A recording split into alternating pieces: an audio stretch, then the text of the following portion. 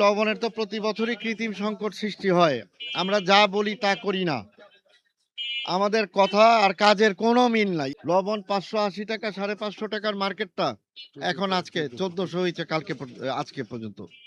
গতকাল রাতের পর্যন্ত ১০৫০, ১১০০ পরে এটা রাত্রে ১৪০০ তে লবণ কেনা যায়নি। এটাও দুঃখজনক ব্যাপার। আপনি জানেন যে এটা কৃত্রিম সংকট সৃষ্টি হয় প্রতি বছর। জানার পরও আমাদের কোনো এটার উপরে অ্যাকশন নাই, কোনো ব্যবস্থাপনা নাই, সঠিক নিয়ম প্রয়োগ করা নাই, আইন প্রয়োগ করা নাই। এই কারণে এই বেহাল দশা হচ্ছে।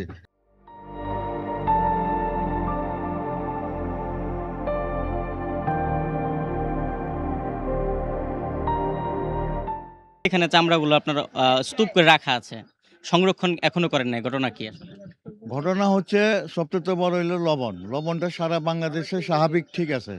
আমাদের যে পোস্তা যে একটা বৃহত্তম যে একটা চামড়ার রোদ এখানে অনেক রাত্রে গভীর রাত পর্যন্ত এখানে অনেক বেচাকেনা হয় এখানে। মূল বলতে গেলে পোস্তা চামড়া বৃহত্তম একটা মার্কেট। কিছু লবণ ব্যবসায়ী আছে এখানে, এরা সুবিধার জন্য রাত ১১টার পর ১২টার পর রাত ১টার পর লবণ সিন্ডিকেট করে ফেলায়। ৳৮০০ লবণ ১৪০০, ১৫০০, ১৭০০, ১৭০০, ৳২,০০০ পর্যন্ত দেয়, তার মধ্যে লবণ দেয় না। কি হয়? ২ ঘন্টা পর লবণ আসতেছে, ১ ঘন্টা পর লবণ আসতেছে। যার কারণে অনেক চামড়া যারা আপনার ক্ষুদ্র ব্যবসায়ীরা বছরে একবারে ব্যবসা করে, তারা যে চামড়াটা আসে তারা মূল মূল্য রেটটা চামড়া উনারা পায় না এই লবণের কারণে। এইটাই হলো সবচেয়ে বড়। আচ্ছা, লবণ সিন্ডিকেট করার কারণটা কি আসলে? কারণটা ওদের লাভ। একটা বস্তা মরে ৭০০, ৮০০, ৳৫০০ করে লাভ করতেছে। এইটাই ওদের লাভ হচ্ছে।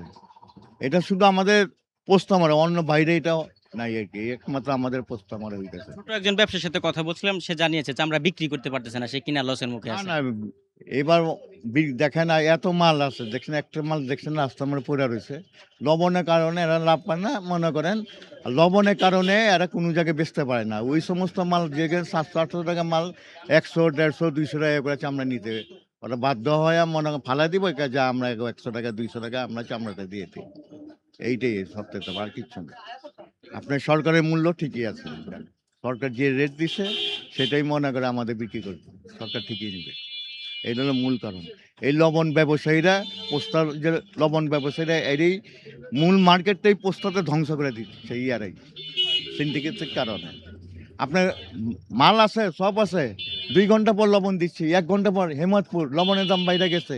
এই নানান অজুহাত দেখায় এরা আচ্ছা, একদিনে কি লবণের দাম বাড়ে যাবে কয়েক ঘন্টায়? আপনি আধা ঘন্টার ভিতরে দাম বাড়া ফেলায়। যখনই দেখবো যে পোস্তামারে মাল ঢুকে গেছে তোরা এই লবণ মানে আপনার যে ঝাড়া লবণ যে রাস্তা পড়ে থাকে এই লবণ বিক্রি করতে যে ৳১,০০০-১,২০০ ৮০০ লবণ ১৪০০ টাকা।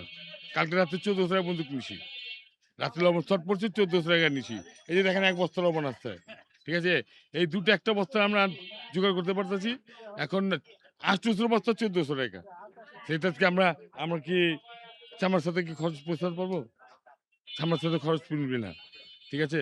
আমাদের ৪ টা খরচ। আড়তদারি, রেশনদারি, লবণ এবং যারা কাজ করবে লবণ দিবে তাদের খরচ। ঠিক আছে? এই খরচগুলো মিলিয়ে আমার ৳৪০০ খরচ। আমাদেরকে যে পর্যাপ্ত লবণ দেয়নি, আমাদের সরকার বলতে পারে। আর আমাদের দাবি এবং আমি সরকারকে বলবো যে লবণগুলো যে সরকার কোরবানির টাইম মাদ্রাসাকে দেয়, সেই লবণটা বন্ধ করে আমাদেরকে দেক। সেই লবণগুলি বন্ধ করে আমাদেরকে চিহ্নিত করে আমাদেরকে লবণগুলি দেক। তাহলে আমাদের চামড়া কিনতে সুবিধা হবে, লবণ লাগাতে সুবিধা হবে। ঠিক আছে? আমরা যদি এই লবণগুলি পাই সরকারের থেকে, আমাদেরকে চিহ্নিত করে দেক। যারা লবণ দিবে তাদেরকে দেক। আমাদের অ্যাসোসিয়েশন আছে, অ্যাসোসিয়েশনের মাধ্যমে দেক। আমাদের ইউনিয়ন আছে, ইউনিয়নের মাধ্যমে দেক। আমাদের সমিতি আছে, সমিতির মাধ্যমে দেক। যেভাবে একটা কৌশল করে আমাদেরকে লবণগুলি দেয়, তাহলে কিন্তু চামড়ার দাম বাড়বে। চামড়ার দাম বাড়বে। আমাদের লবণটা আমরা মাগনা পাচ্ছি। আর এখন মাদ্রাসার মানুষ তো লবণও বেচে, চামড়াও বেচে। সব আয়গুলি চামড়ার তারাই নিয়ে যায় বছর বয়া। বছরের ৩ দিনে এই আয় পুরো বছরের আয়টা তারাই নিয়ে চলে যায়। লবণও দেয় এবং চামড়াও দেয় মানুষ।